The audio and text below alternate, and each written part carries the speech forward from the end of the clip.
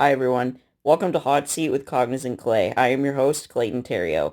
Today on the show, we have Patrick DeCrescenzo. He is an adaptive snowboarder currently in training for the 2022 Beijing Winter Paralympics, and he is from New York, and he is diagnosed with left hemiplegia. I hope you guys enjoy it. It's a little creepy, but Well, first of All all, right. Patrick, thank you so much for showing interest in this. I really do Of course, appreciate it. man. Thank you for having me. Yeah, of course. How are you doing right now during all the quarantine?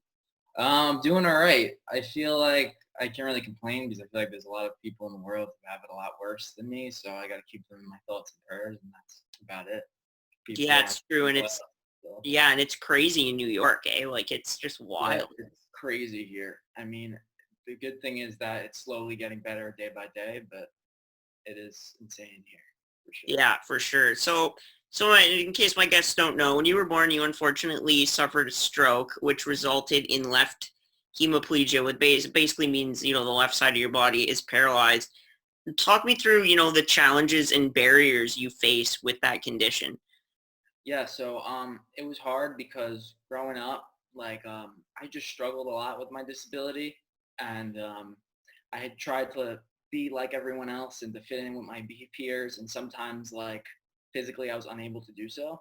So it just held me back in the sense where like in my early childhood, I didn't really identify in the disabled community or in the adaptive community. I was just trying to keep up with everyone. So I think it was especially hard for me in that social aspect. And then just everyday things that sometimes people take for granted, like putting on clothes, cutting with scissors, like these little things were hard for me. So they kind of just set me for a whole event every single day. I had to figure out and adapt to all aspects of life, you know? Yeah, for sure. How did you overcome those barriers? Yeah, so I got a lot of help from my family for sure. My mom's actually an occupational therapist, so she had a lot of knowledge to how to like help me and who to bring me to and like what exercises to do, what therapists, this, that, and the other. So I had a lot of help from my family in that sense. And a lot of it is just at the end of the day, it was just trial and error. Like I had to figure out different ways to perform different tasks to help me adapt better to life. Yeah, for sure. And it's I can relate. It's it's different every day.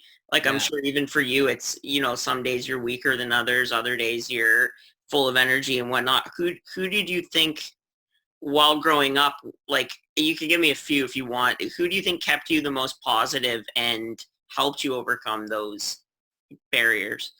I would definitely say my immediate family, so my parents and my sister. So they all three of them played different roles for sure.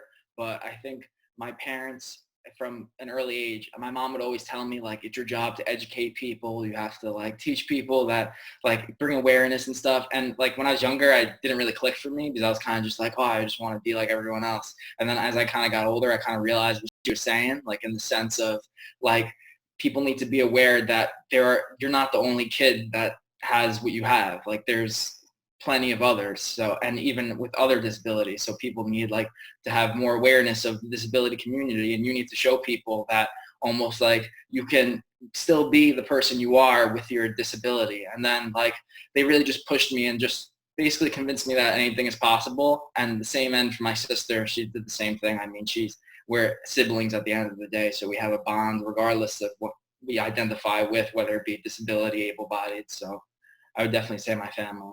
Exactly, and a lot of people watching, if they're interested, you're huge into snowboarding, which you discovered through the Adaptive Sports Foundation. Before I get to the snowboarding, can you just explain what the Adaptive Sports Foundation is?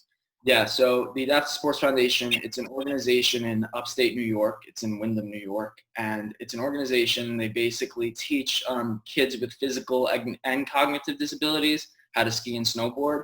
And all their instructors are volunteers. They volunteer their entire winters to helping teach kids how to ski and snowboard. And it's really just a tremendous program. It's so amazing. And it really shaped my life in a very positive way. Definitely. So at age 8, you started with skiing, and as you progressed, it wasn't really for you. But Mm. at 10, you discovered snowboarding, which is rare at 10 to find something that you're gonna do for the rest of your life. Yeah. What can you just talk me through? Like, do you remember the moment when it clicked and how you felt in that moment? Yeah, for sure. I feel like the moment that it clicked was I was going down this trail called White Way, and I just strapped in, and my coach was in front of me, and I remember I just let out like a scream, and I was like, "Woo!" Like I let out a huge woo, and I was like, at that moment, like I knew, like I just felt so good, and I felt like I was right in place, like where I was supposed to be. I think, as you said, like it's hard to know. So you want to do something for the rest of your life at that early of an age. But I think with me, the thing was that I've gone through so many trials and tribulations and so many struggles that I kind of went through that process of figuring out what was and what wasn't for me in my early life. So this was really the first thing that I was really like very connected to. And that's how I kind of knew, because it was different from anything else that I've ever like put my mind to or tried. Exactly, and it's pretty cool. I was looking it up, and I never even knew this existed. I knew there was sit skiing, but I had no idea adaptive snowboarding was a thing. So it's pretty cool. What kinds of competitions do you compete in, or have you competed in the past? So I've traveled a little bit for it so far. I had to like balance high school and college life with it, so I couldn't really go on tour with like the athletes yet and like do all the locations. But like because every time I did one, I'd have to miss a week of school, so I'd have to like contact the dean, the principal, so I usually would do like one or two a season. So I've done. We did a competition in the Netherlands. It's in an indoor ski resort, which was super cool. Oh, wow. And then we did one in Finland as well, which was surprising because I never thought that I would go to Finland. And surprisingly, they had great snow and a great course. I've done some in the U.S., in Idaho, in Colorado. So I've done those locations. And then basically the disciplines that I'm in are banked slalom and border cross. So border cross is basically like, have you seen motocross on bikes? Yeah. Like it's that on a snowboard, basically. And then the bank slalom is like the typical like come through the gates, but they're kind of like on like a little like elevation. So you kind of like go up a wall. So they're both really cool disciplines, really cool events. Yeah, and you had said in your video that you failed to qualify for 2018 Paralympics, but are you going to go for 2022? And what kinds of things have you done for that so far? I know with COVID, it's probably not, there's not Yeah. much to do, but. So I actually just finished my last day of classes today for my sophomore year of college. And I'm going to be taking the next 2 years a leave of absence from Fordham, where I go to school. And I'm going to move out to Utah and train to kind of commit that full-time training and just getting there. Because the last time around, like I thought that me and my parents kind of decided that we were like 2018 would be great. But at the same time, I kind of wanted that high school experience that only happens once. I wanted to be able to have like this social life where I felt like if I like immersed myself in the circuit that early on and that young, like it would have kind of like, I just felt like high school kind of made me into like the man I am today. Like I went to an all boys high school. Like we really like, I had a great bond with a lot of people there. So I was really happy with that. But then going forward, I was just like, honestly, like college is going to be there when I get back. I mean, some people take 8 years to finish college. Some people take 4. So for this, I was like, I really want to make this sacrifice for this dream that I have. Oh, wow, that's pretty cool. Whereabouts in Utah do you train? That's one of my favorite states. I visited there twice actually. So whereabouts? Really? That's Yeah, awesome. whereabouts do you train? So our home mountain is Snowbird. You ever heard Yeah. of it? Yeah, so it's awesome. I mean, I think it's like it's probably the challenging mountain that the most challenging mountain that I've ever ridden. So, which is really good because it's good for training, because when you train on the hardest, everything else is easier. So, Yeah, and that's just it. And a lot of people don't know Utah is one of the extreme sports capitals of the world, let alone the United I'm really States. excited about it, yeah. It was a wicked spot. It was, I went to Moab, Utah, which is right near like Arches National Park and Canyonlands. Mhm. And it's beautiful, but a lot of people don't realize it's not just desert. There's a lot of snow. Yeah, And a lot. Yeah, a lot of a lot stuff. of mountains. I got a little segment here, as I'm sure you've seen watching the videos, called Rapid Fire. Yes, I've seen this, and everyone loves this, and I love this too. That's my favorite part, to be honest. So you live in Bay Ridge, Brooklyn, and you have for your entire life. Who would you pick as your favorite person from New York? From New York, I have to say Jay-Z, honestly. Jay-Z's a good one. Yeah, I figure Well, being extreme Yeah. sports, he's got to be on your playlist. I feel like he's our guy. Like he represents us for everything. Like he has the song, the big song that everyone's like New York, which is kind of gets corny around here sometimes. Like everyone plays it, but I love Jay-Z and everything that he's done for the city and for Brooklyn and for New York City. And he's just been an awesome figure my whole life. Where like from when I was little, like I knew who Jay-Z was because I lived in New York. Exactly, and being in the, being in to like selling drugs at such a young age and getting through that, like it's Yeah, rough. I think a lot of disabled people really look up to him because he does a lot of charity work too. So yeah, for sure. there's that as well. What is your favorite thing to eat? Chicken fingers. No Yes, hesitation. Chicken fingers. People call me a child. People get, oh, why are you eating chicken fingers? You're 20 years old. Chicken fingers is 100% my favorite food. I will eat them whenever. yeah, I get. My girlfriend makes fun of me all the time because I love chicken. Anything chicken, I'm Me all too. over it. Me too. Who is your favorite artist and band? I'd like to get more of a singular and a band. For sure. So my heart belongs to hip hop. That is my favorite genre. So my favorite artist is Kanye. Yeah. I loved all his music since I was little, and I still do today. And for my favorite band, I also like to listen to different types of music and kind of like open my ears because I don't really like when a lot of people are like, oh, this is trash because it's this genre. Like I want to respect everyone's like artistry and like be able to listen to everyone. So one band that I've been listening to recently, which I don't know a whole much about, but I like them, The Strokes. Yeah.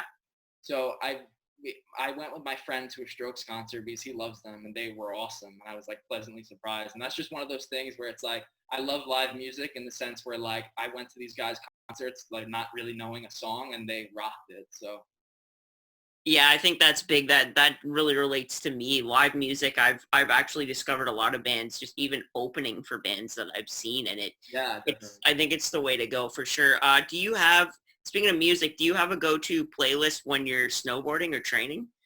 So I make one every season and I title it Shred whatever the year is. And I make it before I start the season. And that's pretty much like my rotated one.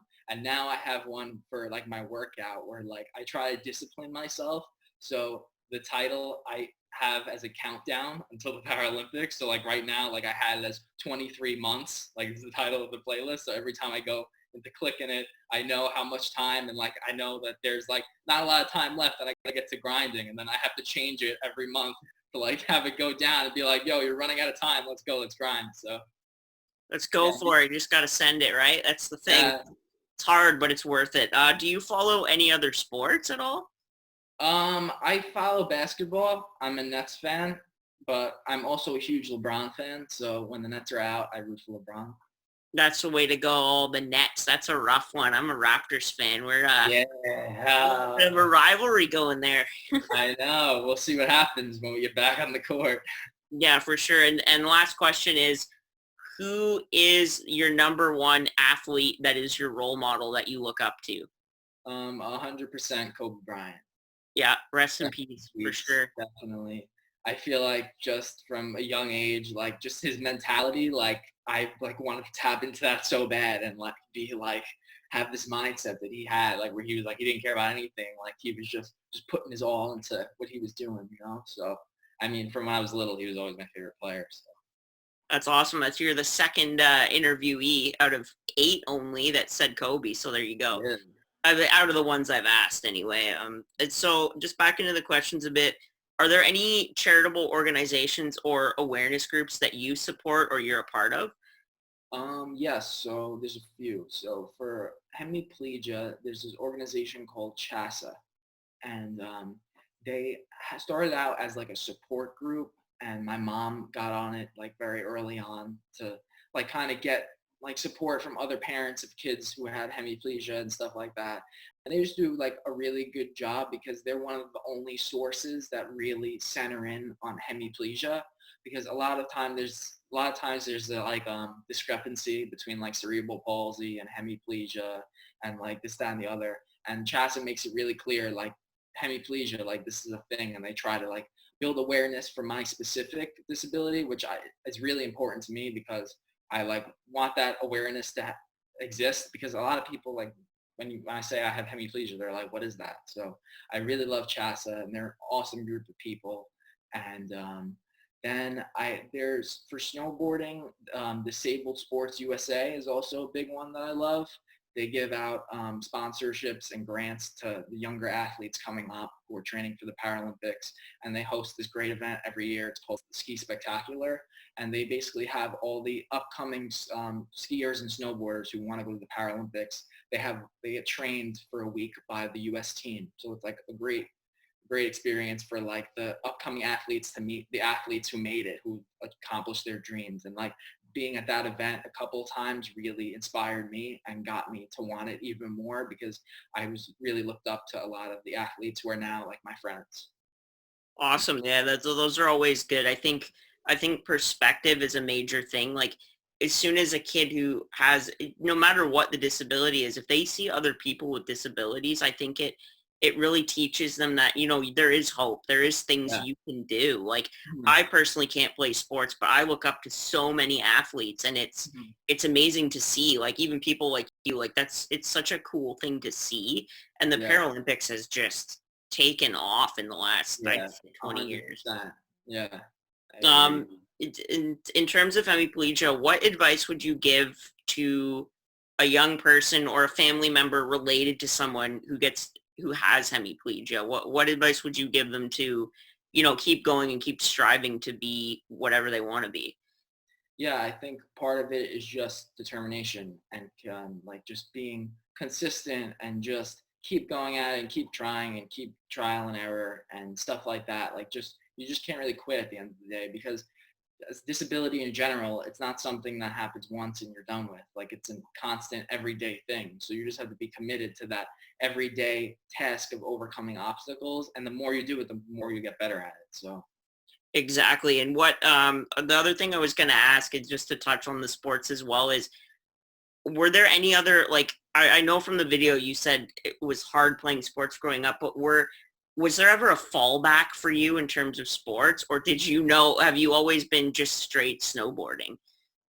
no, so I started out playing baseball and basketball when I was younger for like the local teams, and it was okay at first. I got a lot of people supporting me like when I was younger, and like I was just like the concept of being on a team and like going to the games and stuff like that.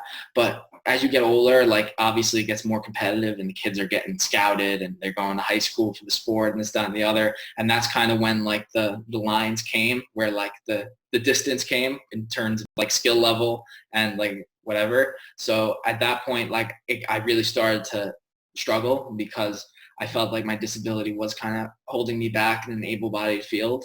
So a few things happened where it led up to me like not wanting to participate in those sports, and led to the search of Adaptive Sports Foundation and finding snowboarding. So obviously, even though I had some negative, bad experiences within those like sports, the local sports, whatever, like I'm very thankful for them, because without them, I wouldn't be able to become the person I am and discover snowboarding.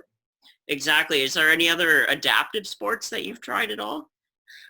So at that one event, the ski spec event that I went to one year, I tried sled hockey, and it was actually really fun.